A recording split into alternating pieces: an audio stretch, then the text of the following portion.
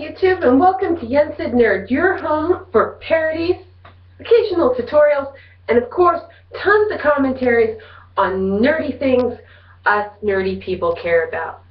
This week we're going to talk about women superheroes and the ones I feel should be on the big screen. That's right, we're going to tell Hollywood what we think with this video. So stay tuned, and I'll see you on the flip side.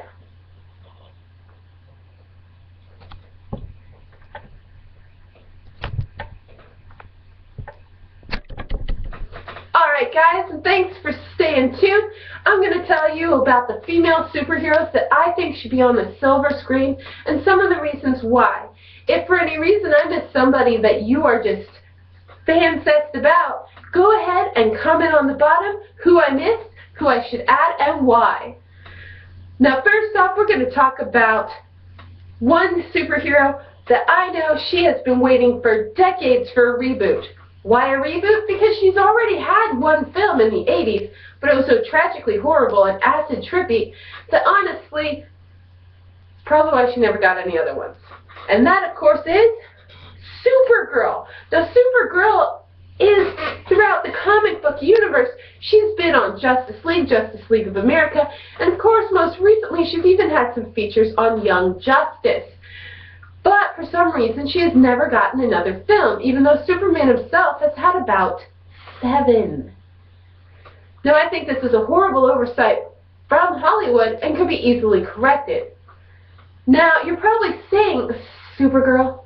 Really? You could have come up with something more creative for your list of superheroines to be starring in their own films or buddy team up, or at least be featured in a Justice League Avengers type scenario. Supergirl? Really? What kind of a fan are you? That's the best you can do?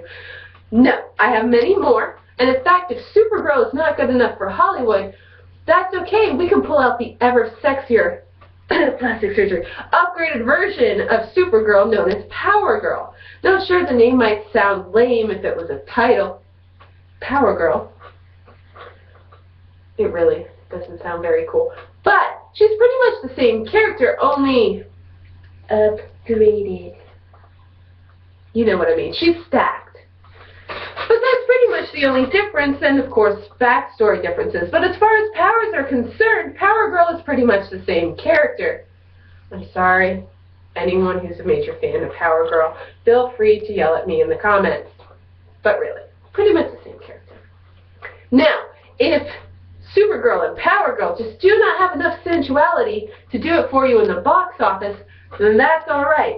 I'm going to pull out of my bag of tricks the most sensuous super female alive. Now if you don't know who I'm talking about, then trust me, once I say her name you'll be green with envy. Green. Anyhow, obviously green is to reference the fact of her skin pigmentation. Now, of course, everybody loves the Hulk because he's smash. But if he's smashing around with Thor, it's just not enough for you, and you'd like a little sensuality with it, then I got She-Hulk for you. Now, She-Hulk is a lot like the Hulk with her green skin and super strength, but unlike her husband Bannister, she actually retains the Bannister brain even when she's She-Hulk. Which is great for us ladies because we get our we're just as tough as guys and just as smart or smarter on the big screen.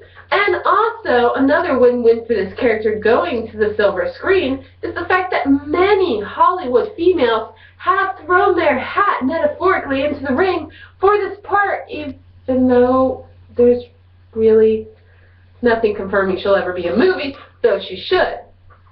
Now, even though She-Hulk has been teamed up with many superhero males and has also been noted to have had intense relationships with many of them, She-Hulk is not at the top of my list for females to be in a movie on the big screen, although she's pretty close. But topping the charts for me for superhero females that got to be my next blockbuster Hollywood summer love is none other than X-23, plucked right out of the X-Men universe. Now, yes, there are a lot of females to pick from the X-Men universe. There's Rogue, love her. Jubilee, who has been underestimated and underappreciated in Hollywood, which is a shame. Even Dazzler, which honestly most people forget even existed, like ever. And, of course, you have Mystique. Emma Frost, who, even though she's a villain in the movie, frequently her character bounces back and forth between villainous and superhero, and she has a great dark backstory, so I wouldn't mind it. But when the cards are down, I pick X-23. Why? Because X-23 has a dark backstory, just like Wolverine, who happens to be one of the highest growing X-Men characters as far as the film community is concerned, and she's cloned from him. Can't beat that. So this is a great opportunity to grow the depth of Wolverine's character with some overly protective father-esque behavior. Also creates a great dual-claw fighting scenarios.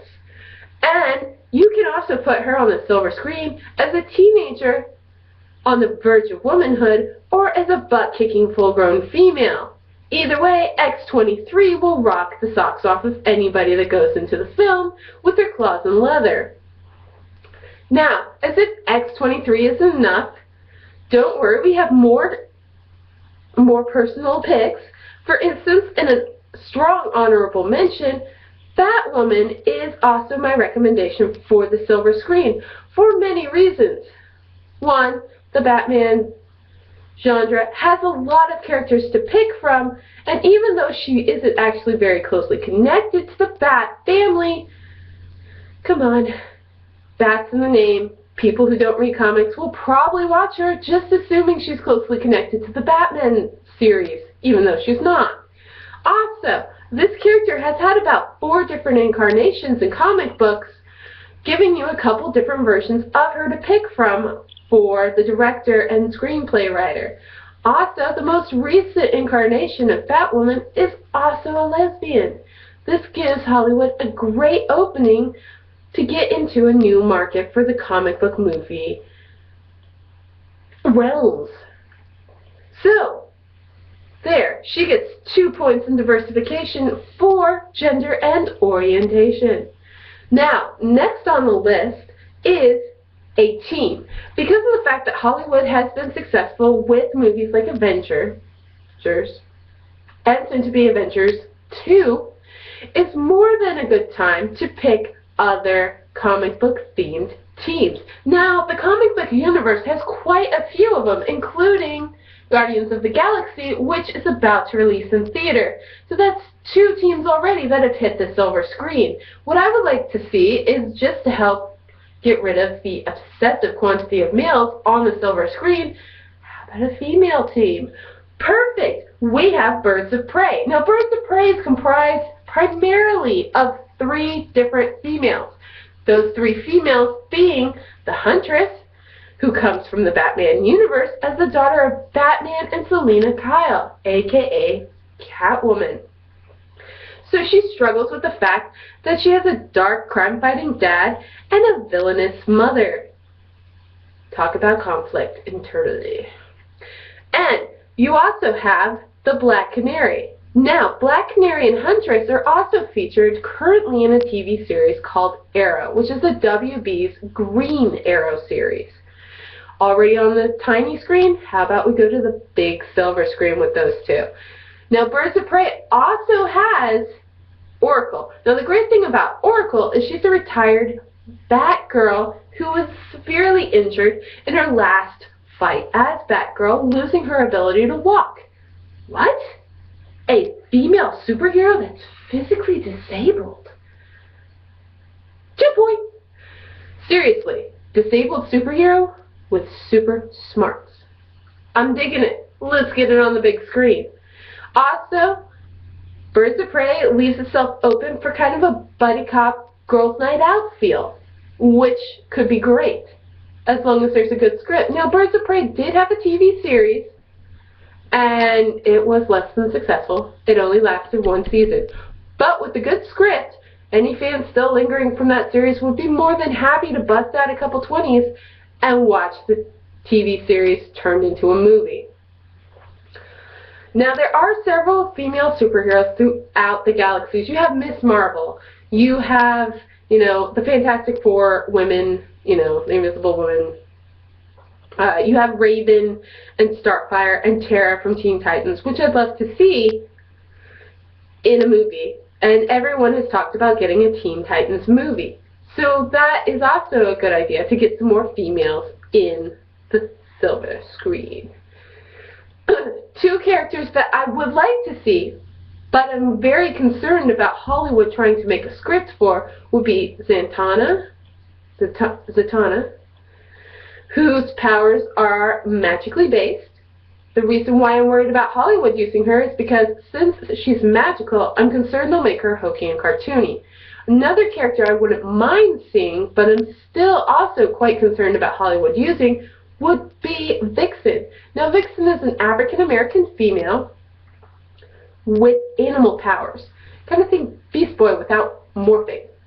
Now, the problem with the fact that she has a plethora of animal powers at her disposal is the fact that she could easily be turned into a joke like Beast Boy was in the early 2000s animated Teen Titans series. Though I loved that series and I loved Beast Boy in it, but it was a cartoon. And I don't want to see either of these characters turned into cartoony characters when honestly they are also quite sensual, very dominant females with control over their own destiny.